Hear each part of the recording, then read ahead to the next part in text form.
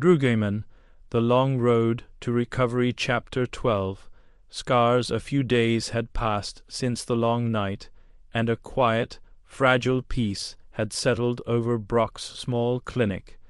Ash was propped up on his cot, his casted leg elevated on a stack of pillows. He was slowly, painfully, learning to navigate the cramped space on a pair of old, mismatched crutches Brock had found for him. Across the room, Pikachu was awake, and, for the first time in a long time, clean. The physical tremors of withdrawal had finally subsided, and it was eating the nutrient paste Brock provided, its appetite slowly but surely returning. But there was a palpable distance between them, a chasm of unspoken pain and betrayal. Pikachu no longer slept on Ash's cot. It kept to itself, often sitting on a high shelf, observing everything with a detached, hollow-eyed weariness. The frantic, cornered animal paranoia was gone, replaced by a deep, profound sadness. It was physically present, but emotionally it was a million miles away. Ash tried to bridge the gap, his voice soft and hopeful as he recounted stories of their past adventures, of battles won and journeys shared. He spoke of their victory against Lieutenant Surge, a battle that had seemed impossible at the time. And then, remember when we beat Lieutenant Surge? You were so small, but you were so brave. You took that Raichu's best shot and got right back up. Pikachu's ear twitched at the mention of the name, a brief, almost imperceptible flicker of memory, but it didn't respond further. It didn't chirp, it didn't spark, it didn't come closer. It just sat there, a stranger wearing a familiar face, and the silence that followed was heartbreaking for Ash. Brock was changing the dressing on Ash's leg. The wound, angry and stitched, was beginning to heal, but it was clear it would leave a significant scar. "It's going to scar," Brock said, his voice gentle, a permanent reminder. "I don't care about that," Ash said, his gaze drifting to the silent figure on the shelf. I thought after that night things would be different. But he's so empty. It's like the light inside him went out." Brock sighed, carefully taping a new bandage in place. "The drug did more than make him sick, Ash. It rewired his brain. It taught him that the highest high was worth any price. Now that it's gone, he's left with the price, the shame, the memory of what he did, what he became. He's not just recovering from the drug. He's recovering from the choices it made him make. That kind of healing. It doesn't happen overnight." From its perch, Pikachu watched them, understanding more than they realized. It looked down at its own paws, and the memory of stealing, of fighting, of the snarling, feral creature it had been in the alley, washed over it in a cold, sickening wave of self-loathing. It curled into a tighter ball, trying to make itself disappear. Their fragile sanctuary was soon threatened. The captain, the cold-eyed ruler of the Warehouse Fight Club, had not forgotten the insult. His thugs had been busy, plastering posters around the slums, crude but effective drawings of Ash's face with the word "Wanted" printed in bold, angry letters. A significant reward was offered for his capture, and the criminal underworld, always hungry for cash, was now actively hunting him. Brock brought one of the posters into the clinic, his expression grim. "We can't stay here," he said, his voice low and urgent. "It's not safe anymore. The captain has a long reach and a longer memory. As soon as you can travel, we need to move." Ash looked at the poster, then at his broken, useless leg, then at the distant, silent Pikachu.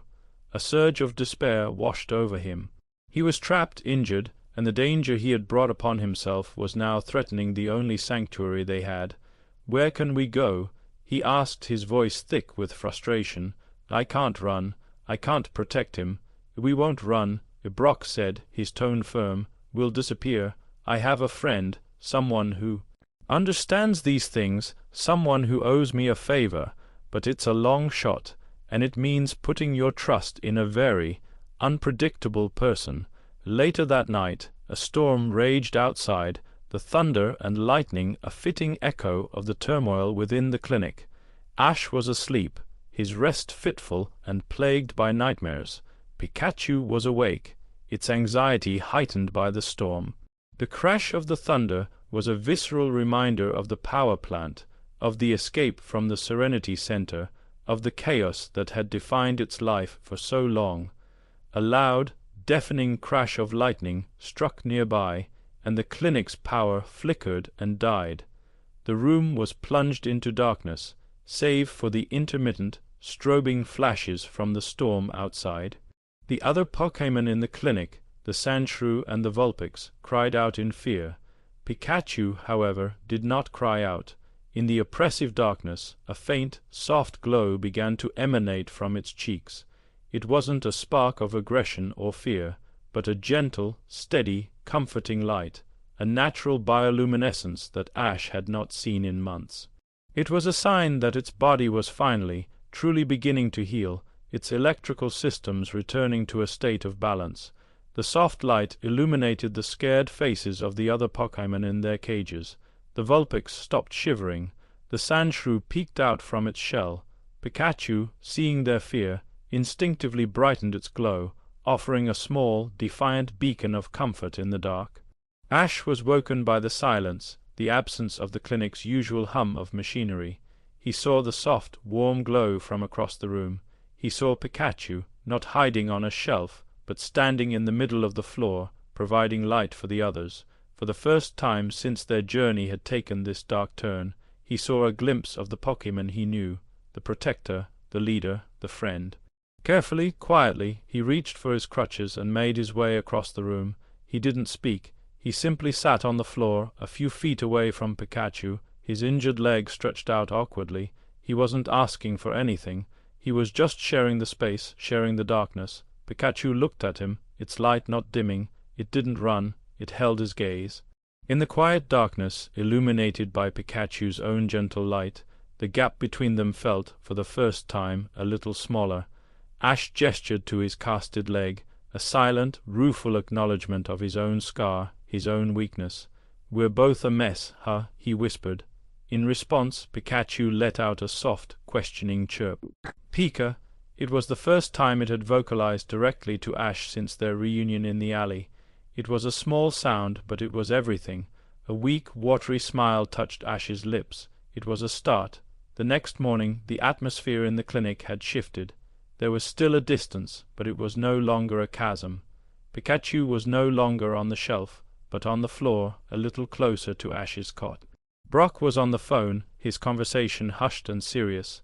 "I know it's a lot to ask," he said into the receiver, "but he's out of options. Yes, that Ash. Yes, the Pikachu too. He needs a place to disappear, a place no one would think to look. It's your call, Lieutenant Surge." He hung up and looked at Ash, his expression a mixture of relief and apprehension. "It's a go. He'll help, for a price.